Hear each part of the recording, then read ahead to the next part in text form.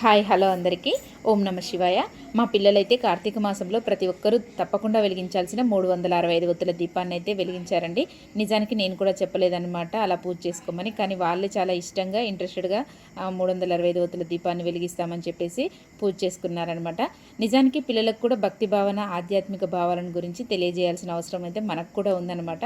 ఎందుకంటే దైవభక్తి ఉంటే పిల్లలకు కూడా వాళ్ళపై వాళ్ళకు ఒక నమ్మకం అనేది వస్తుందన్నమాట. ఇంకా పూజలో పాటించే నియమాలు అవన్నీ చేయటం వల్ల క్రమశిక్షణ ఏకాగ్రత కూడా పెరుగుతుందనమాట. అంతేకాకుండా మన భారతీయ సంస్కృతి సాంప్రదాయాలు విలువల గురించి చిన్నప్పటి నుంచే మనం కూడా చెప్పాల్సిన అవసరం మనకు ఎంతైనా ఉందన్నమాట. మరి దైవభక్తి ద్వారా వాళ్ళలో మంచి ఆలోచనలు కూడా పెరుగుతాయి.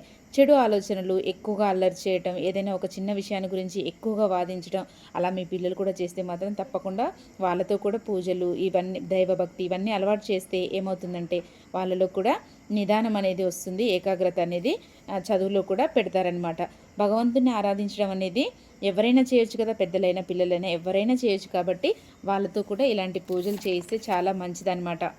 ఇలా పూజ చేయటం వల్ల మనకెలా అయితే మానసిక ప్రశాంతత లభిస్తుందో వాళ్ళకు కూడా చాలా ప్రశాంతంగా మానసికంగా ఉల్లాసంగా కూడా ఉంటారనమాట. ఒక రకమైన మంచి వైబ్రేషన్ కూడా వాళ్ళలో పెరుగుతుందనమాట. మరి మా పిల్లలైతే ఎంతో బుద్ధిగా ఇలా ఆ శివయ్యనైతే ప్రార్థించుకున్నారనమాట. లాస్ట్లో ఒక ట్విస్ట్ అయితే ఎదురైందనమాట నాకు. అదేంటంటే ఏం కోరుకున్నారా అంత జాగ్రత్తగా పూజ చేసుకున్నారంటే కోరికలు చెప్తే తీరవని వాళ్ళైతే నాకు కోరిక కూడా చెప్పలేదన్నమాట. నేనైతే చాలా హ్యాపీగా ఫీల్ అయ్యాను అనమాట మా పిల్లలు అలా పూజలు చేయడం చూసి. సో వీడియో నచ్చితే ఒక లైక్ అయితే చేసి ఓం నమ శివాయ అని కామెంట్ అయితే తప్పకుండా చేయండి.